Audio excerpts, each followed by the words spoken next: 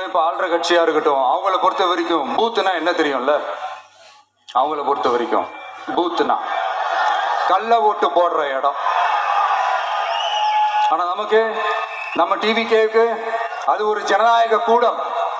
அங்க ஜனநாயகம் திருடுறாம நம்ம பாத்துக்கணும்.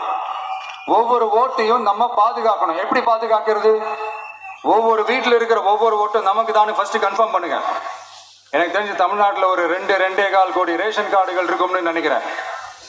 அவங்க எல்லாரும் வேற வேற எந்தெந்த கட்சியில இருந்தாலும் கட்சி வேறுபாடு எல்லாத்தையும் தாண்டி இந்த விஜய் அவங்க வீட்டுல ஒருத்தனா வாழ்ந்துட்டு இருக்கான். அவங்க என்ன அவங்க குடும்பத்துல ஒருத்தனா பார்த்துக்கிட்டு இருக்கிறாங்க.